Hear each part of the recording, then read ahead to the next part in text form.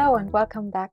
Today I'm here with my colleague Marcel Hoyer. Today we'll be talking about cloud native. Hi Marcel, thanks for being here. Hi Anna, thanks. Let's jump right in.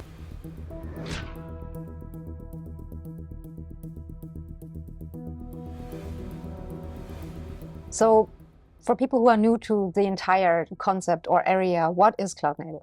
Yeah, so cloud native is of course quite a broad term. But it originates of course on the target of moving your software into the cloud. But it has a lot of challenges, of course, but also benefits. Otherwise it wouldn't make sense. And of course, it's tackling you with different aspects in your software development section. But besides that, it's of course also challenging your infrastructural questions and topics for the runtime itself. So from my point of view, that's more or less the essence of cloud native.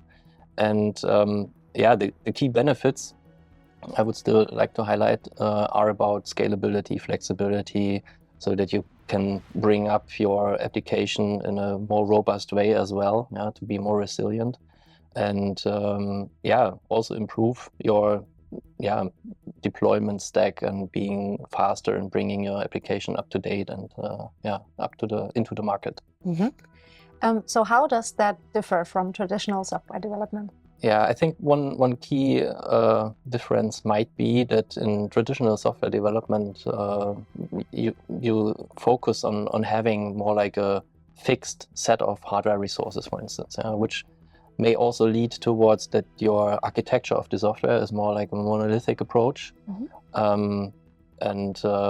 But this might also have a bit of a benefit, because if you have a fixed set of hardware, you really can calculate upfront how much will it cost.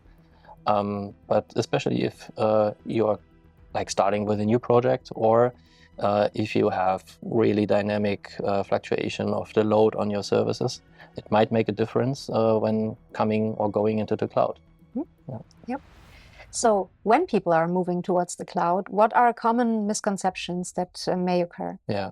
So actually, I just mentioned that monolithic might be the older way, but the thing is, it's not just that. So it's not like just splitting up your application like from a monolithic approach into microservices, which is also quite one of these hype terms.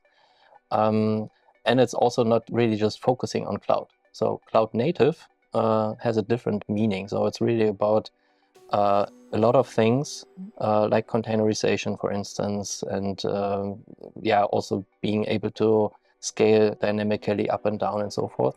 But it must not be the cloud. So it can be your on-prem setup that you have, or even a private cloud. Indeed. So you mentioned containers. So why are these so important? Also this is a key benefit, I would say, or a key aspect that came up some years ago. And the idea here is really to bundle up your application, all the dependencies that you need for it, into small, tiny, compact bundles that you can really then ship easily into your environment where it's then running. And as containers are quite lightweight, they are of course quite easy to scale up and down, and easy to ship also. So that's the thing for containers. And how do microservices fit into that picture? Yeah, that's also a good question. The microservices potentially a solution for the earlier mentioned monolithic approaches that you have. Mm-hmm. But there's also another origin for this concept of microservices, which leads back to the more organizational issues that you have, especially if your application is getting bigger and bigger, which also maps more or less to the amount of developers you might have and the sizes of your teams. Because you can imagine, the more people work into one aspect, the more communication you have, the more dependencies you have. And this is the idea of microservices, to really create some kind of isolated teams that can independently work, that can do independent shipment and deployments of their application parts. And this is one of the key things that, of course, help with going into the cloud native direction. So next, I would like to talk about service meshes. Why are these important in this whole area? I mentioned also with this microservices approach that you split up your application. But splitting up your application into services also introduces challenges. And one of the essential thing here is that you have a network communication in between those services. And challenging mean you have different aspects that you need to take care about. The network can be down, you can have hiccups, you need to deal with security. Is the transport secured in between the communication? And this is where service meshes kick in, because they are more or less like a tooling that you can simply use and apply into your infrastructure. And yeah, service meshes enable you with intercepting the communication between services by introducing common aspects that you more or less need in any case. This includes security-related things like encrypting the communication with MTLS, for instance, but also enabling you with observability to simply see if your service is up and running. And besides that, there's also a resiliency-related part here involved, because service meshes can also help you with load balancing your traffic and redirecting if a particular part of a service is down, for instance. So let's talk about Kubernetes for a minute. Why is Kubernetes so relevant when we think about making applications scalable and also resilient? Yeah, that's a good topic. Kubernetes is one of my favorite technology in this area. So Kubernetes itself is like the declarative approach of defining your desired state of your application. Kubernetes also is an orchestrator, so it's a tool that you're using for fulfilling your desired state. And it definitely helps you with this approach in this area of scalability, because there are several ways you can achieve it.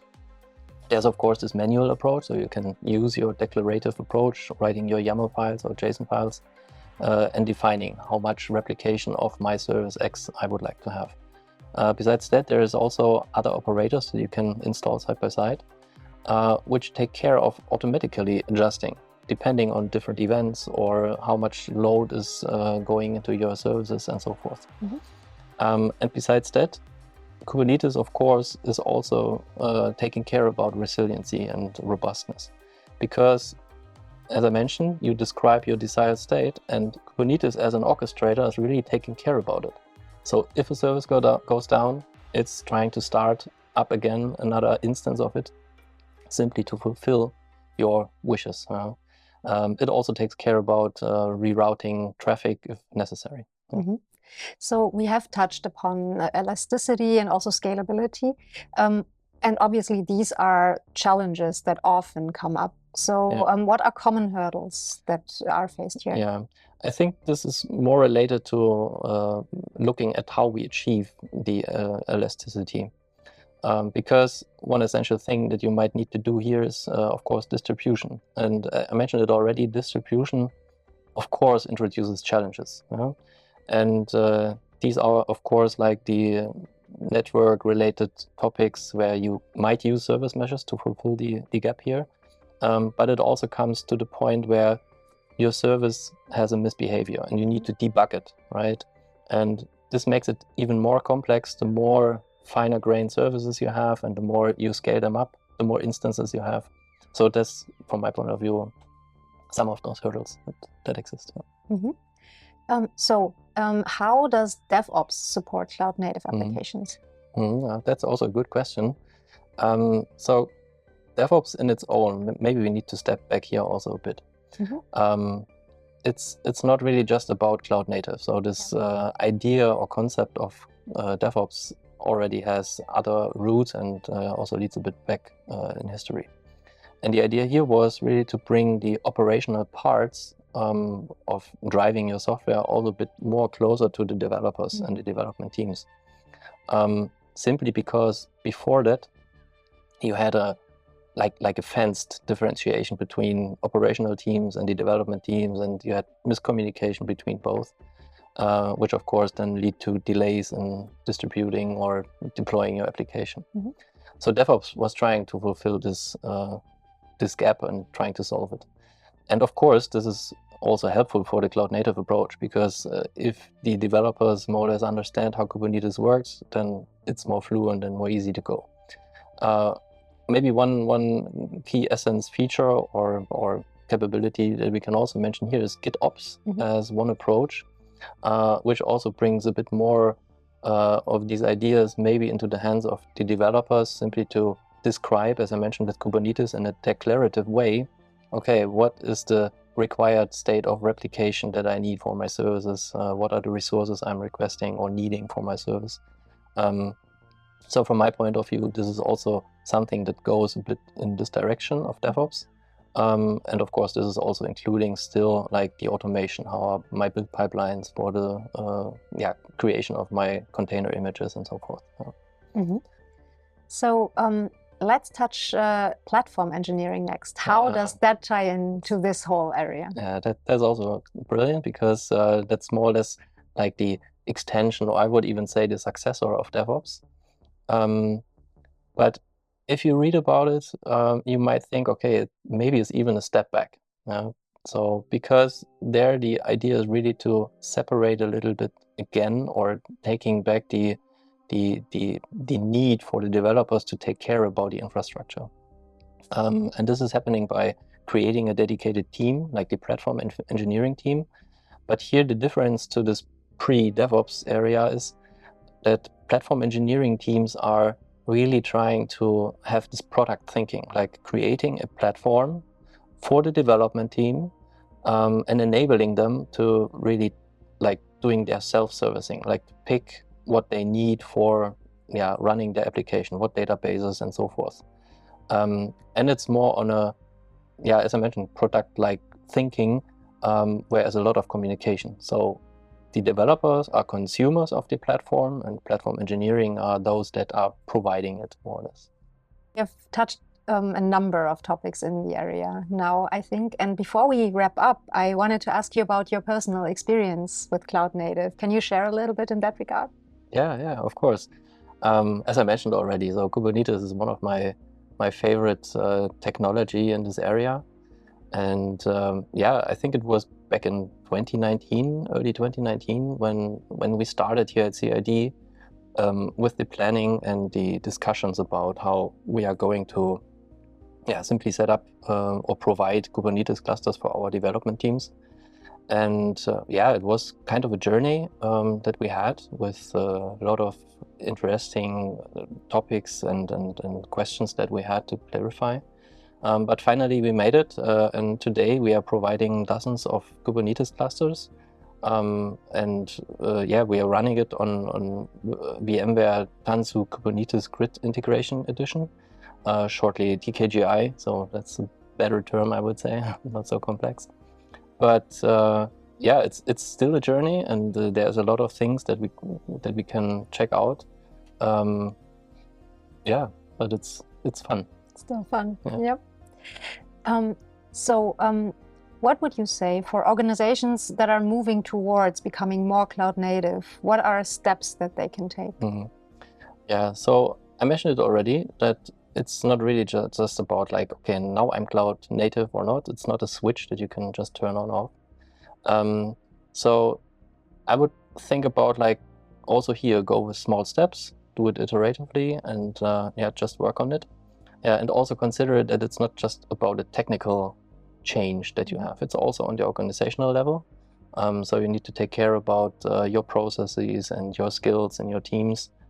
And last but not least, I would also like to highlight that there is a foundation called the Cloud Native Computing Foundation, which offer quite a good overview actually on existing third-party software that you can just pick and maybe use for your journey in the cloud native world.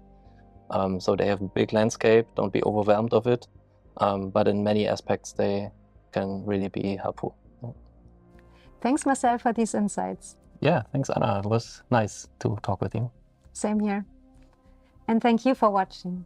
Make sure to also head over to the CID website, since Marcel actually has a series of blog posts on the topic ready for you there if you're interested in covering more insights and topics here. Thanks again, and goodbye. you.